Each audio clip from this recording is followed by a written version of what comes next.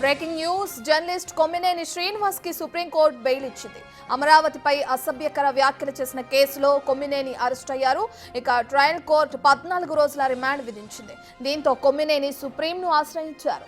కింది కోర్టులో కూడా బెయిల్ కోసం దరఖాస్తు చేశారు. ఇక అక్కడ బెయిల్ పిటిషన్ పెండింగ్ లో ఉండగానే సుప్రీంకోర్టులో పిటిషన్ వేశారు. ఇంకోసారి అసభ్యకర వ్యాఖ్యలు చేయవద్దని, వాటిని ప్రోత్సహించవద్దని సుప్రీం కొమ్మినేనికి వార్నింగ్ ఇచ్చింది. భవిష్యత్తులో మరింత జాగ్రత్తగా ఉండాలని కోర్టు హెచ్చరించింది. కింది కోర్టు షరతులకు లోబడే బెయిల్ ఇస్తామంది.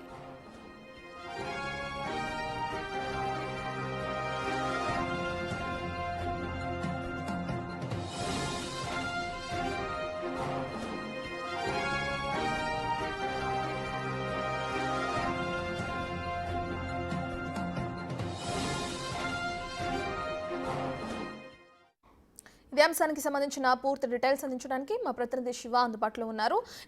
శివ, జర్నలిస్ట్ కొమ్మినేని శ్రీనివాస్ కి సుప్రీంకోర్టులో బెయిల్ మంజూరు అవడం మనం చూస్తున్నాం. దీనికి సంబంధించిన డీటెయిల్స్ ఏ విధంగా ఉన్నాయి?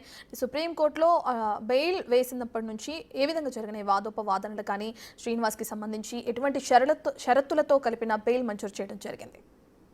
అట్లా మొత్తం మీద చూసుకుంటే కనుక జర్నలిస్ట్ ఎడిటర్ కొమ్మినేని శ్రీనివాస్ కు సుప్రీంకోర్టు ఎట్టకేలకు బెయిల్ వచ్చిన పరిస్థితి కనిపిస్తోంది. అయితే వాక్ స్వాతంత్రాన్ని రక్షించాలని చెప్పి సుప్రీంకోర్టు ఆదేశాలు జారీ చేసింది. నవీనంతరం మాత్రం అరెస్ట్ చేస్తారని చెప్పి కూడా సుప్రీంకోర్టు ఆగ్రహం వ్యక్తం చేసింది. శ్రీనివాస్ అరెస్ట్ అక్రమం అని దాఖలైన పిటిషన్ పై సుప్రీంకోర్టులో విచారణ జరిగింది. విచారణ జరిగిన జస్టిస్ పీకే మిశ్రా, జస్టిస్ మన్మోహన్ పూర్తి స్థాయిలో కూడా విచారణ చేపట్టారు.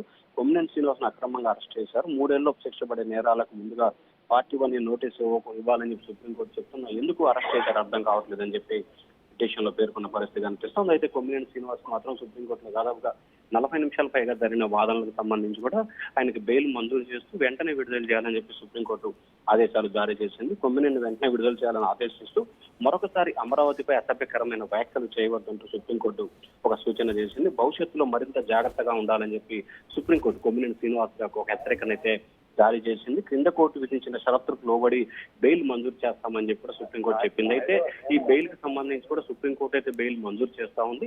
కానీ ఏదైతే ట్రయల్ కోర్టు, మంగళగిరి ట్రయల్ కోర్టుకు సంబంధించి బెయిల్ పిటిషన్ కి సంబంధించి కండిషన్స్ విషయానికి సంబంధించి కానీ లేదా మిగిలిన అంశాలకు సంబంధించి కూడా పూర్తి స్థాయిలో ఆ కోర్టు పరిధిలో ఉంటాయని చెప్పి కూడా సుప్రీంకోర్టు తన తీర్పులో వెలువరించింది. రత్న రైట్ శివ, ప్రధానంగా కొమ్మినేనికి బెయిల్ రావటం మనం చూస్తున్నాం. ఇందులో భాగంగా అసలు కోర్టు ఏ బేస్ మీద ఆయనకి బెయిల్ మంజూరు చేసింది అనుకోవచ్చు, అండ్ విడుదల చేయాలని ఆదేశించింది, ఆయన ఏ సమయానికి విడుదలయ్యే అవకాశం కనిపిస్తుంది?